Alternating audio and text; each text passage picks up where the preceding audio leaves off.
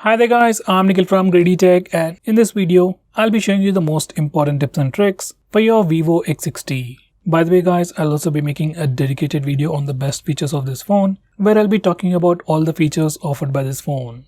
So definitely check out that video as well, link will be in the description. Now with that said, first I'll start off with the navigation gestures. Once you enable this feature, you can just swipe from the bottom of the screen to go home. You can swipe and hold for recent apps. And finally, you can swipe from the left side or right side of the screen to go back a step. You can also swipe diagonally from the bottom left corner or bottom right corner to trigger Google Assistant. Next, we also have a feature called Always On Display. Here's a quick preview of how the phone looks without Always On Display. It just looks like any other phone, and once you enable the feature, this is how it looks. You can see the time and date information on the lock screen along with the fingerprint icon. From settings, you can change the clock style and also schedule it to automatically turn on and turn off at a specific time.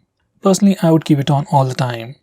Next, we also have some camera gestures. We have touch, voice and palm. If you enable the touch gesture, you can just touch the preview screen to take a picture. And if you enable the voice gesture, you can say cheese to take a picture. And finally, if you enable the palm gesture, you can just show your palm to take a picture. Next, this phone also comes with a new eye autofocus technology, and you can enable it from the camera settings. By default, it is not enabled, and I would definitely recommend you to enable it to get the best results. Next, we can also change the screen refresh rate of this phone. This phone comes with a 120Hz refresh rate display, and by default, it is set to Smart Switch. To get a consistent experience, I would suggest you to put it at maximum refresh rate.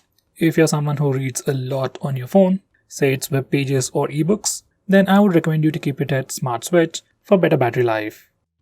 Next, we have a new home screen gesture.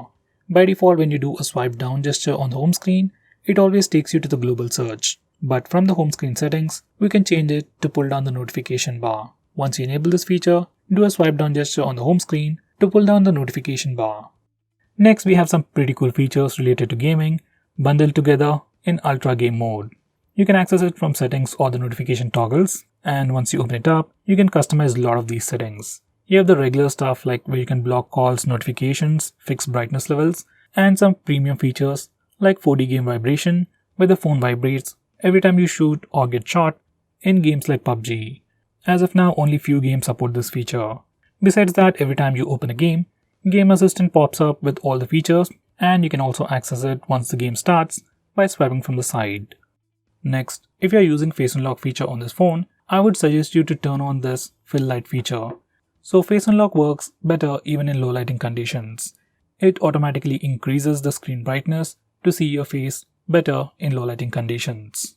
While you're at it, you can also disable this toggle that says stay on lock screen, so you can directly unlock the phone using Face Unlock feature.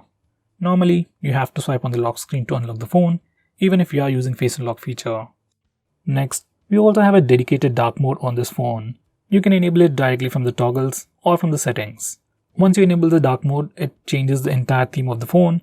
All system UI elements change to the dark mode. Some system applications like the phone dialer SMS application also change to the dark mode. Even Google applications like Play Store and YouTube change to the dark mode automatically. On this phone, we can also schedule dark mode so that it enables at a specific time and disables automatically at a specific time. Personally, I would keep it on all the time. It helps you save some battery, and your phone also looks much more cooler. Next, we have split screen mode. Split screen mode has been on Android for a very long time, but on this phone there is a pretty neat shortcut. To open any application in split screen mode, just swipe up using 3 fingers and it opens the current application in a split screen mode, and you can select the secondary application from the list below. On previous Vivo phones, only the apps displayed in the list are supported, but now almost all the applications support split screen mode. Next, I'm going to show you how to record calls automatically on your phone. For that, go to settings, and now you need to search for system app settings, select your phone dialer, and now select record settings. Now select record all calls automatically. Once you do that, all the calls will be recorded automatically on your phone. By the way guys, this feature is available in India but might not be available in other countries. So if you can't find this feature, try using a third-party application. Next, I'm going to show you how to change the default applications. From the system app settings, You can change your default launcher, default browser, default music player, video player, and so on. This is something really useful if you use third-party applications, and I will definitely recommend you to change your browser to something like Google Chrome. Next, we have flashlight notifications, and you can enable them from accessibility settings. And once you enable this feature, every time you get a call or a message, your phone's flashlight blinks. It's a pretty cool feature. Next, we have a pretty unique feature on this phone called Smart Click, which will allow you to perform a quick action. These are the settings. You can perform multiple tasks, but personally I use it to turn on and turn off flash. So here's a quick preview. When the phone is locked and the display is off, you can press and hold the volume down button to turn on the flash. To turn off the flash, you can either press the power button or just press and hold the volume down button. This is one of my favorite features on this phone. Next, I'm going to show you how to take a screenshot on this phone. Like on any other Android phone, you can press the volume down and power button both at the same time to take a screenshot. And it works anywhere, every time. If that's a bit hard for you, we also have the 3-finger screenshot gesture. It's enabled by default, so all you need to do is just swipe down using 3 fingers to take a screenshot. And once again, even this gesture works everywhere without any hiccups. Next, I'm going to show you how to take a long screenshot. For that, first we need to take a normal screenshot. You can either use the buttons or the gesture, and then click long screenshot. Now we need to click the next button. Once you're done, click save, and you'll get a long screenshot. Next, we can also display the battery percentage on the status bar. For that, go to settings and enable the toggle for the battery percentage. Once you do that, you can see the battery percentage on the status bar. Next, if you want to display the network speed or your internet usage on the status bar, just enable this toggle. Once you do that, you can see a small indication of the network usage on the status bar. Next, I'm going to show you how to disable the lock screen poster feature. Now here's a quick preview of the lock screen. Every time you go to the lock screen, you see a different wallpaper. Some people like it, some people don't. If you want a fixed wallpaper or if you just want to disable this feature, just go to the lock screen settings and disable this toggle. Once we do that, we get a fixed lock screen wallpaper. Here's a quick preview.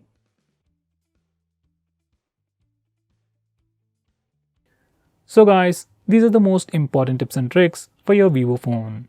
If I missed out on anything important, do let me know by commenting below this video, and definitely check out my video on the best features. Link will be in the description. If you're planning to buy this phone, use the link in the description. It always helps the channel, and if you want us to make any specific video, tweet out to us with the hashtag #AskGreedyTech on Twitter and we will try to make it as soon as possible. I'm Nikhil from GreedyTech signing off. Have a nice day.